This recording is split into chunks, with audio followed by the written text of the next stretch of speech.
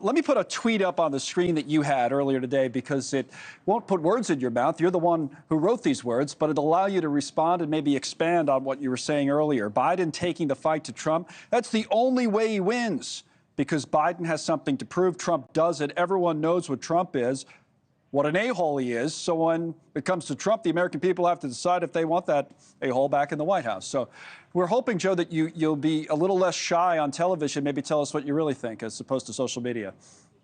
Colin, good to be with you. I don't think this is complicated at all. I think Joe Biden is losing this race right now. And I think the only way Joe Biden can win is if he can prove to the American people that he's up to the job, that he's not too old. I mean, that's really the only concern people have with Biden. I don't believe anybody has a concern with Trump. Everybody knows who Trump is. We just have to decide if you want that back in the White House. But no, this was a smart move, I think, by Biden. Go after Trump, get in his grill, show the American people that you're up to the fight, challenge him to a debate. Now we'll see if he can pull it off. Does it show Biden knows that he's losing? Because there's been all these reports, you've probably seen them the last couple of days, that even though, to your point, the polls show in the swing states that Trump is ahead, the Biden campaign doesn't believe that they don't believe the polls. We hear that spin all the time, but they're insisting it's not spin this time. That's what they really believe. But maybe if what happened today is proof of the pudding that they know what the real score is. What do you think? What happened today is proof of the pudding. Yeah. Absolutely, Colin. There's no way they do this. If Biden and Team Biden feel like they are comfortably up, there's no way they do this at all. But again, I think this is a good thing. This is a really weird situation. And again, I won't repeat the language in my tweet. I don't believe Trump has anything to prove. Everybody knows who he is.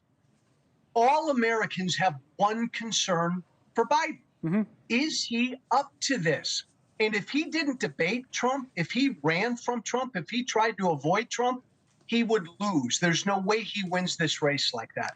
It's an interesting dynamic because usually in politics, when someone comes out and say, hey, we're going to debate, I'm challenging you right now, the other person ignores it or doesn't say, or has some sort of a spin, pushes it off to the side. But instead, you had Trump saying, yeah, let's do it. That is rare. You don't see that very much. Smart from Trump as well. Yeah, because look, neither of these guys are up by much. Both True. Of these guys are wild cards. Colin, here's the funny thing. This will be a debate before both conventions. We don't even know for certain if Trump and Biden are going to be the nominees. That's how bizarro this is. But yeah, so it absolutely, I think Biden caught Trump off guard. So Trump does what Trump always does and then just races ahead and said, okay, I'll debate you now. Now debate me 10 more times. Right. That's a smart move by Trump as well. And the timing is fascinating because, like you said, not only before the convention, but now in this world where we have early voting and all of that, to get a debate this early is probably a good thing for the voters, no matter what side you're on, to have a debate, as they say they're going to have at the end of June. All right, let me switch topics or switch, the focus of the topic within the same discussion, if I can, with you, because you're an interesting sort of Republican or former Republican, no matter how you look at it, because we've been having this discussion on the show the last few weeks. You look at this race right now. You say Trump's ahead.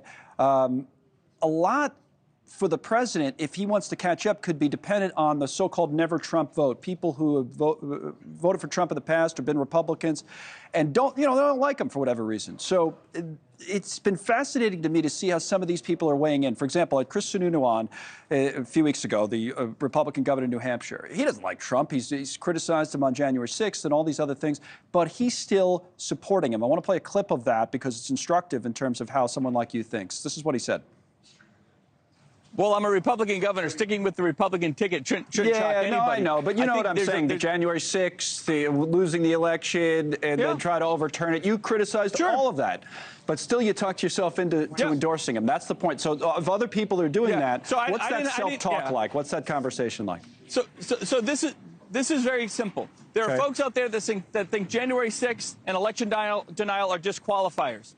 I disagree, but I respect the opinion. I'm not going to judge anyone on that, but I disagree. Now, that's the deciding factor, at least to me, I think. Pick up on that conversation that's happening with people who used to support Trump and don't like him. Look, I get it, Colin, but Sununu just absolutely cowardly.